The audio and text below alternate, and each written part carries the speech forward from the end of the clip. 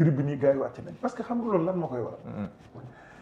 gis nga booy fay gars yi pour ñu ñëw bu dafa mel ne nga fay nit muy liggéey rek bu 18 heures jotee day leb ay bagages am def loolu rek lay dund c'est-à-dire fay nga gars yi ñu ñëw da ngeen waxtaanoon peut-être ci heure ñenn ñi dañoo war a toggi reer ñenn ñi seen jëkkër ñi leen di woo ainsi de suite dañuy jug dem seen yoon c'est-à-dire yenn saa yi sax ñu ne la waaw donc ñun ñu ngi ca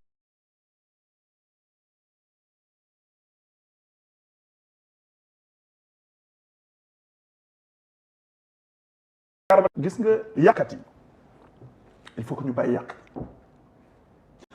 soxna Mimi Touré waxoon na ko ci jamono ne opposition bi benn programme rek lañ am mooy jaxase Sonko ak Diomaye ne ay frère boo leen fekkee ñu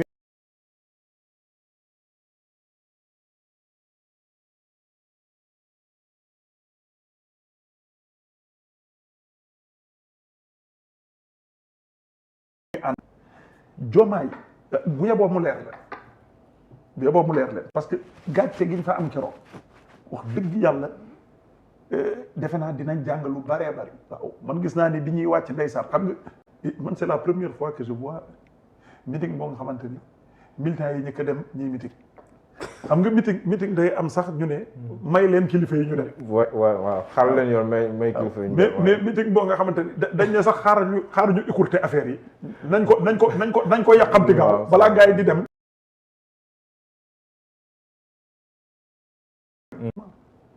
Quand le président donnait son message te loolu dañu yàqlu président dafa doy waar dañ ko yàqlu te firnde la mu war a xam ni du ñii te beneen bi ñun ci coalition bi la ñu nekk depuis le début. voilà li ma wax. mooy Diomaye président originel. Diomaye président originel c'est-à-dire battre campagne. Diomaye mooy Sonko. si weeru dëgg yàlla waaw. mais Diallo foofu doo ma may. que de voter dugg jubilé Thiam ban moment la ñëw ci coalition bi. parce que man Thiam. bon Thiam APR laa ko xamee woon. dama xamul kañ ci diggante bi kañ la jóge APR. dafa nekkuloon ak Amadou Ba. wala kañ la génn APR ba créer mouvement ba ni ci originel ba la bokkoon maanaam ca ba ñuy bëgg stamp Sonko comme candidat. damay ñëw léegi Birame gis nga yow defe naa ni ñi ma yóbbu si deer defe naa ni yow mën naa la cee boole léegi waaw parce que bu ma la ci boole woon xam nga wax lu maîtriser wul dafa doy te lii nga wax maîtriser woo ko Birame xam nga da nga def affirmation non da nga def affirmation ci APR laa la xamee woon c'est extrêmement grave waaw leeral ma waaw musuma bokk APR il faut que mu leer musuma am carte voilà xam nga boo ne moom de gis naa ko mu soutenir Benno Bokk Yaakaar ma ne la d'accord mais man musuma am carte APR te d'ailleurs pour ton information man bi may dugg ci politique c'est bien après les élections de 2019 benn ñaar man li ma dugal ci politique mais sama gox laa doon ut ku seetlu bu dee renseigné nga bu baax wala yow dafa mel ni dafa am benn parti booy xool yow dañ naan la face visible la face invisible de l'iceberg mais yow moom dafa mel ni face visible ngay xool bu ñu la nee sëggal sax nga ne noonu du ma sëgg ci kaw lay xool mais bu dee da nga am une vision holistique de la chose di nga xam ni def naa ñetti at yoo nga xamante ni bi may wër mairie Pikine Ouest li ma xeex ak Pape Gorgui Ndong amul xeex bu ko gënoon rude ci biir département Pikine ñëpp ko xam gis nga moo tax ma ne la dafa baax nga dem même sur place pour gëstu yooyu tamit dama koy wax nga gën a xool man maa def 3 ans Pape Gorgui Ndong bu perdee mairie bi dama lay wax sax nga gën koo xam Benno Bokk Yaakaar di ngay perdre local dafa am ñu génn ne li tax ñu ñàkk parce que Cheikh moo def vote sanction si dafa am ñu génn def point de presse ne boo gisee ñu ñàkk c'est parce que Cheikh Ahmed Tidiane Thiam moo def vote sanction. kon Cheikh ci ñoom la bokk. waaw non Cheikh dañ ne man maa def vote sanction lu tax maa ngi doon wër mairie xeex ak Pape Bourgui lu yàgg. parce que dafa baax ñu ñëw ci mbir mi man je suis une personne de conviction du poste parce que man sama poste ba ma koy am 6 ans 5 ans après la commencé politique waaw ba tey jii poste bi changé wul ab conviction la moomu ci dugal conviction bi lan la woon nekk naa fu may liggéeyee gis le plan Sénégal émergent mu doon document gis nga man lu factuel moom mooy dugal ci biir lu factuel c'est-à-dire da ngay teg lu leer en fait man dama am ñàkk mënuma mel ni politicien calculateur mënul ne ma am it franc parler moo tax bu nit ñi di wut poste ak yooyu man je préfère garder ma dignité bira gis nga dama lay wax léegi nga fàtt nga xam gis nga ci waxtu yi plan Sénégal émergent bi may dem séduire. non aujourd'hui il y a un document un référentiel de politique publique mu doon le plan Sénégal émergent man nekkoon nag ci fi may liggéeyee Ageroute ci ñi nga xamante ni liñ ci doon doxal dafa bari ma xam ci lu bari doon ko doxal aujourd'hui man mbir day tegu gis nga da ngay teg lu leer rek ma ànd ak yow. D'accord. ba ci projet bi je te jure ba ci projet bi ban moment nga dugg avec ses Diomaye axes président. donc non il faut qu'on non avant bien avant parce que il faut savoir que ci candidature le Sonko président wala Macky ci Sall. candidature le Bassirou président Diomaye Macky Diakhar Sall Faye. depuis 2023 moi j'ai quitté boo xoolee sax même 2022 da ngay seetlu tuuti bi ñuy def élection législative pour nga xam bi gars yi ne dañuy parrainer élection législative dama ne non parrainé wu si il faut demander élection législative 2022 je dis bien législative 2022 bi gars yi di parrainer dañuy wax ma ne parrainé wu si certains ont appelé mes éléments je leur ai dit que personne ne bouge là te foofu damay fàttali parce que c'est bon de ngeen xam tuuti li taxoon sax sama candidature ci local yi demul parce que il faut rétablir les vérités je me rappelle bi ma nee damay dem le président avait fait un sondage moom Macky Sall au temps bi mu defee sondage bi ñu xamal ko ni je passé il faut gis nga foog nga dugg Pikine Ouest pour xam ñaari nit wax man na Pikine Est laa gën a miin parce que fa la Daouda Gueye dëkk quoi. Daouda waaw mais gis nga maa ngi koy nuyu. je me rappelle autant Augustin Tine daf ma woo parce que en fait bi ñu demee ba tànn man dama dem ak buntu bi waaw dama dem ci buntu bi jël liste def liste parallèle le député Théodore Monteil donc d'abord ci moom buntu bi ñoom Théodore Monteil woy buntu bi avec le professeur Mbow voilà Ibrahima le Mbow professeur Mbow donc aujourd'hui ma jël di dem je me rappelle gars yi xam ni métti na parce que sama déclaration individuelle de candidature ñi ma amoon ci sama équipe en fait ñi ma nangu woon jox seen déclaration individuelle de candidature gars yi dañ doon dem di uti ku ñu dem gisi daanaka ñu ne la ñun jox nañ suñu bos Cheikh ba pare affaire bu doy waar Augustin Tine woo ma autant il était directeur de cabinet de Macky Sall mu ne ma Cheikh le président moo ma yónni dafa bëgg nga bàyyi ma ne ko avec tout le respect que je vous dois je ne ferai pas billahi wallahi wal kitab bi mu may dégg ma ne ko avec tout le respect que je vous dois je ne ferai pas mu ne ma loolu nga bëgg ma wax président ma ne ko je n'ai rien d'autre à dire Mahmoud Saleh m'a appelé j'ai refusé de le décrocher d'accord ñu ngi may léegi ban moment nga dugg Diomaye président pareil donc aujourd'hui je suis sorti au moment où je savais que lii mënatul jàll j'ai écrit à Macky Sall pour lui dire parce que amelu ma ko dara amelu ma dara conviction moo ma ci dugal gis naa ne am na lu xew ànduma ci je l'ai écrit pour lui dire ah vraiment je sors de ça donc et loolu dafa leer musuma ci en fait au contraire ñoo ma sax amel parce que bi mu ma ñaamee parce que après il a insisté pour me voir je refusais Pape Samba Diop wooma il a insisté pour me voir bi ñu toogee mu wax ma laaj ma ne ma vraiment c'est très difficile ainsi de suite mais dama la koo ñaan moi je suis quelqu'un boo xamee sama jaar-jaar da ngay xam ni je suis quelqu'un de très discipliné naturellement c'est-à-dire ma ne ko mënumaa décider je suis allé j'ai revu ma base je l'ai dit je vais voir ma base pour vous répondre je suis allé j'ai vu ma base le lendemain ma ne leen yéenay décider lii la demandé loo leen wax lu majorité bi wax loolu la ñuy def la majorité a décidé on a suivi donc aujourd'hui ban moment li ci am solo c'est que El Malick mi nga xamante ni ci moom sama dugg ci moom la jaar li ci am solo mooy biñ ciy waxtaan ci 2023 la woon ci fin 2023 ñuy dox di dem parce que dama génn toog defuma dara xooluma kenn j'ai dit à mes gars on part avec personne bu nit ñi fàttali ko parce que 4 ans d'affilée dañ ma doon parrainer les finales de la zone 1 stade Alassane Djigo même ci parrainage yi bu ñuy fàttaliku il y avait c'était neutre il y avait rien ci affiché yooyu tout était neutre parce que boobu fekk na j'étais déjà parti et bi ñu waxtaanee di waxtaan nag Malick waxtaan nañu lu yàgg on discutait je lui dis en principe c'est bon mais li ma doon xaar c'était de voir le convaincant. D'accord. Et li convaincant gi c'était le projet. D'accord. Et quand j'ai vu le projet ñu dellu Mbour. et effectivement donc quand j'ai vu le projet. Ouais. Je lui ai dit et ce jour ndeysaan moo ma invité ma ñëw. Quand je suis venu c'était au Radisson je me rappelle ñu présenté Daouda Ngom moo présenté ñu présenté je lui ai dit donc je suis parfaitement d'accord. D'accord léegi ñu dellu Mbour. et def ci nag lépp lu ma mën. ba ñu gërëm ma ci ba Pastef ci boppam yëkkati ci département Pikine. gars yi yëkkati ab certificat de reconnaissance jagleel ma ko après le législatif. D'accord. présidentiel ma jàpp dellu Mbour. donc Bira man xeex fi mu ne dëgg nekk fa man fa laay ne.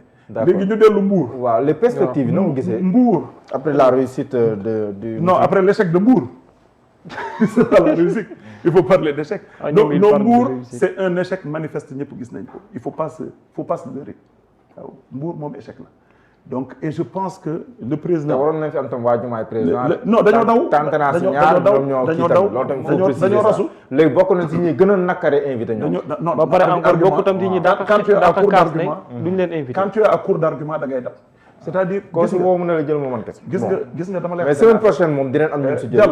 dama lay wax benn affaire gis nga mbir dafa am lu ci am solo xam nga combat bu mag bi fa muy am gis nga bi gars yi di dem présidentiel moi je me rappelle quand j'ai rejoint Cheikh Aliou Bey dans le département de Pikine bi ñuy wax entre les leaders ñu recevoir leaders yëpp Cheikh Aliou dafa wax benn affaire bu am solo wutal dafa ne Cheikh les gens se sont dit est-ce que wér nga bi nga ne da ngay ñëw ñun dañ ne est-ce que wér nga ñu ne pourquoi mu ne nga nekk directeur ci structure bu mel ni di nga ne en fait nga fës nga génn carrément publiquement fësal ne diw laay àndal te diw moom c'est un ennemi public numéro 1. waaw c'est pas facile. et je vais vous dire quelque chose ci jamono jooju ci boppam demandé nañ j'ai ici donc des messages on a demandé effectivement ci jamono jooju qu'on me relève de mes fonctions te balaa may jàppale gars yi maa ngi koy fàttaliku xam nga maa ngi koy fàttaliku sama point de presse bi dama woo sama njaboot ne leen je vais prendre une décision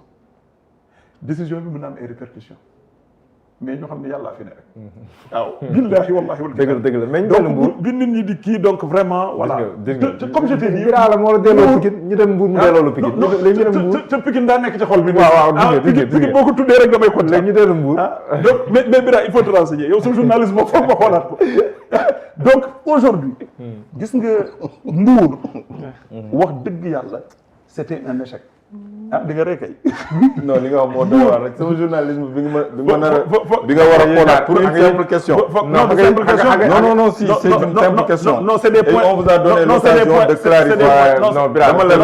dama la laaj noppi. non c'est des points. ñu bàyyi la nga dérouler. nit ñi war a seetaan xam. léegi yow ci loolu yow tu sens que sama journalisme da nga koy xoolaat. non c'est des prises de position que tu as depuis le début. non xam nga Bira ay pose des questions pointues macha allah. non nee na c'est des prises mais man question nee na c'est des prises de position. non depuis le début. mais je vous l'accorde. Merci beaucoup. C'est des prises de position, je vous l'accorde. Merci. Non. Chaque invité est supposé être porteur de thèse. Quand tu viens ici, ne sois pas étonné que Babacar, Bira, Mohamed, même s'il n'en a pas l'air, soit à la limite des porteurs aussi d'antithèse. Parce que Sénégalais yi ñu déglu synthèse lañ bëgg rek. mais entre nous et c'est important. dama koy sànni xeer. moi je suis très taquin. waaw non yéen ñaar ça passe. dama koy sànni xeer. non le courant passe bien yéen ñaar. non bu paree daf may jox mbaxane bi ma jox ko sama bos rek. waaw macha allah. non en fait ce que je disais tout à l'heure Mbour c'est un échec bu ñu naxante waaw gis nga Diallo. faut pas qu'on se leurre entre nous gis nga dëgg dafa am solo gis nga Pastef nit ñi dañoo fekk Diomaye ak Sonko di ànd les gens n'ont pas entendu Diomaye daf leen ne man Pastef laa bokk nit ñi dafa mel ni dañoo déggul gis nga man dama gëm quelque chose même s'il y a des divergences actuellement te loolu la ñuy ñaan yàlla mu dellu ci famille politique te gëm naa ni buñ ci tolloo te dama dégg mu wax benn affaire ne moom dafa respecter discipline de parti ne lu nit ñi décider même quand il était secrétaire général. Qui a dit ça? Diomaye ne même quand il était secrétaire général quand il était mis en minorité il s'alignait ñu ngi dem ci congrès 6 juin bu ñu changé woon date bi. Les gens vont relire parce que statut Pastef yi dañ doon prévoir ñu élire le trésorier et le président statut yu bees yi génnee trésorier ne juste le président la ñuy élire. oui. donc bu ñu élire le président man leer na ma leer ni bés bu ñu eggee ba ni Ousmane mooy candidat man de gëm naa ni unanimité lay doon. wallahi gëm naa ni unanimité lay doon te am naa yaakaar ak xel mu rafet bi peut-être Diomaye dina rejoindre waaw loolu moom vraiment ñu koy sàkku mais ñële li ma wax sànq rek këfin ngee ñaaw parce que en fait doo leen nekk groupe dans le groupe comme je le disais initial de Diomaye président pour les présidentielles parce que ci la ñu créé effectivement le groupe bi ñuy créé groupe bi ña ca nekkoon ci présidentielles yi ils étaient environ peut-être 200 et quelques personnes. waaw 200 personnes ba ñu dem législative am ñeneen ñoo nga xamante ne ànduwoo ñu woon ak ñun ci présidentielle ñëw ànd ak ñun ci législative groupe bi dem ba ay 250 personnes et ce qui s'est passé après c'est que tu as une partie qui s'est bi Mimi dugalee affaire am bi bon gars yi ni mu génnee sax da ngay dugal. ñee dugal même législative yi d'abord. bi Ousmane Sonko tam posé acte. loolu tam ça avait frustré. et puis non des membres si législative parce que ñu bëri jàppoon la démarche quand même dafa mel ni. ànd nawle. mais nag dama la wax ñu war a non man dama la wax benn affaire. oui Ousmane bi ñuy gisee ak ñun Méridien. maa ngi toog et bés boobu sax jël naa kàddu. gis nga dafa am lu am solo gis nga dafa wax ak nit ñi daf leen ne dafa am lu ñu daloon ak Yewwi parce que texte yi la si aujourd'hui nga dem ak parti boo génnee ci parti bi tu perds ton mandat boo demee coalition mais da ngay dem facilement loolu leen dal Yewwi yaa ngi fàttaliku moo leen dal donc aujourd'hui Ousmane dañu toog mu ne loolu lay bañ mu dalaat ni parce que majorité bi il faut que ñu sécuriser ko te pour sécuriser ko parti moo ko mën a sécuriser donc moo tax mu ne nañu dem ak Pastef du question nawul non il a dit comme ça te nag ne du problème ñenn ñi mën nañoo xool dans la coalition ñi nga xamante ni ils sont intéressés parce que boobu fekk na waa Pastef ñu ngi doon def effectivement donc leur truc ñu dugal leen et c'est ce qui est arrivé Serigne Ndiaye mi nga xamante ni c'est le coordinateur national de Promoville mais Serigne mu ngi woon ci liste ci législative yi oui ça c'était avant qu'on le nomme mu ngi woon ci liste bi ci législative yi et beaucoup d'autres de la coalition Serigne ci coalition bi la beaucoup d'autres de la coalition étaient dedans te wax dëgg yàlla man wax la ju ñu mën a nax parce que ginnaaw nit ki expliqué na la ne dañoo demoon avant ñu trahir bii bu ñu demee mais imaginez le temps lui a donné raison imaginez tey bu coalition bi ce qui se passe mais on est foutu imaginez tey par exemple ñi dem na ne bu ñu yóbbaale woon 30 députés 40 députés plus mais fu ñu jëm ça va aller dans tous les sens et c'était donc pour lui je pense un moment également d'affirmer la suprématie de Pastef donc il l'a montré et alhamdulillah donc ils ont mais moo tax président aussi mais quand le président dit que man ngor moo ma boole waa coalition bi loolu tam quelque part est-ce que mun ko déggee ne kon am na démarche buy jege ñàkk ngor boo xam ne président loolu lay bañ. non je vais te dire gis nga man au début Ousmane ndeysaan yenn saa yi mu toj ci am na rencontre benn ñaari rencontre yu ñu am King Fahd fële waa King Fahd da doon wax day pour chahuter quoi day wax président bon moom mooy défendre coalition bi man maay défendre Pastef waaw il le disait pour chahuter moi je pouvais comprendre effectivement au début ñu ne yow am nañ fi émission maak yow bi affaire bi di doog a génn fii oui ma ne bu dee dafa bëgg wax dëgg yàlla organiser waat coalition bi ainsi de suite ma ne man dama jàpp ne peut-être bëggul bàyyi ji ci ginnaaw ña nga xamante ni dañu participer à son élection waaw tuuti néew ils ont participé à son élection lu mu ndaw de ma ne bu dee loolu moom yëfu gor la je l'avais dit mais nag xam nga kañ la affaire bi di doy waar c'est-à-dire bu ñu toogee gis image boo nga xamante ni da ngay gis Mamadou Thiaw de Tassette yoroon PNDL le maire de Tassette toog ci kanam nga toog mooy meeting Mbour bi nga toog gis Cheikh Issa Sall toog ci kanam pendant ce temps et beaucoup d'autres maires yoo nga xamante ni élection présidentielle 2024 ils étaient de l'autre côté parce que xam nga élection yi lu am solo doon parce que li la ci doon dugal c'est une conviction ou pas nit ki fa mu far ci élection campagne fa la far la mu gëm loolu la gëm donc ñooñu jël seen position législatif ñëw ñu jël seen position mais bu ñëwee ba tey dugg bees te ñoom ñu ëpp ci coalition bële fu mu toll nii parce que li ma wax ñi génn ci ñun dem ci coalition bële bu matee 100 dina ma jaaxal alors qu'on était 250 et quelques donc c'est pour dire que plus de la majorité ils sont encore dans apte. Ah, d'accord. Et apte moom le président moo discuté woon donc avec la présidente Aïda Mbodj ainsi de suite pour dire donc ñu tegal dara ba ñëpp liggéey ci ba andi apte ak Pastef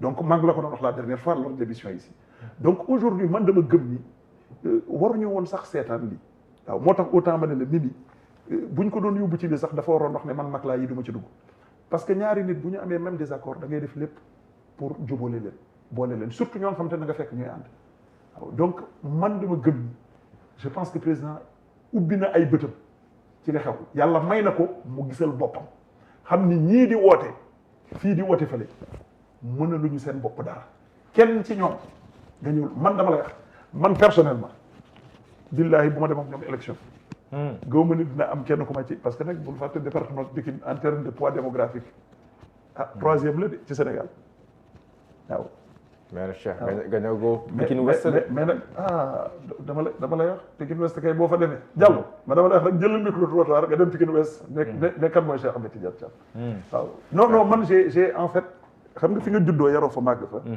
waaw da ngay am benn électorat affectif ñoo nga xamante ni boo waxee dañ la fonk pourquoi parce que am na foo leen jaar waaw te it lépp lu ma mënoon pour jàppale naa ma wax dara ci coalition bële gis nga ci divergence yi ñuy wax nit ñi ñu bari dañu fàtte gis nga législative bi ñu nekkee stade Amadou Barry ci meeting bi gis nga ñu ngi toog ci kaw jékki-jékki ñu jox parole docteur Abdourahmane Diouf mu jël kàddu bi mu jëlee kàddoom wax ba ne non vraiment il faut pas de justice pour vainqueur nit ñi bàyyi ñu xel en fait les gens pensent que les querelles là du 8 novembre la non foofu Ousmane xamal na ko wax na loolu non faut pas de justice des vainqueurs ainsi de suite Ousmane bi mu jëlee kàddu xamal na ko tudd na ko ne ko docteur Abdourahmane Diouf il ne s'agit pas de justice des vainqueurs ici oui tout le monde veut la paix mais pour avoir la paix il faut d'abord la justice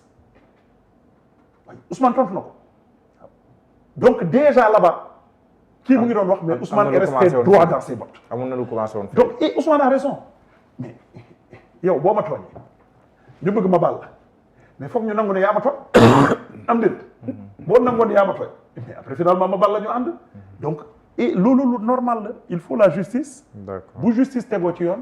mais juboo mën a am. d'accord ñu continuer. d'accord donc fële moom c'est un flop extraordinaire heureusement que président demu fa c'est un flop extraordinaire. d'accord waaw te yal na yàlla delloo président ci famille am ñëpp àndaat ci jàmm. donc voilà. d'accord dafa jàmm Ageroute. d'accord dafa jàmm Ageroute. déjà Ageroute pour dire que ne il m'a écrit hein et il a tenté de waaw loolu ñu xaar le directeur général mais il faut qu'il parle. ouais non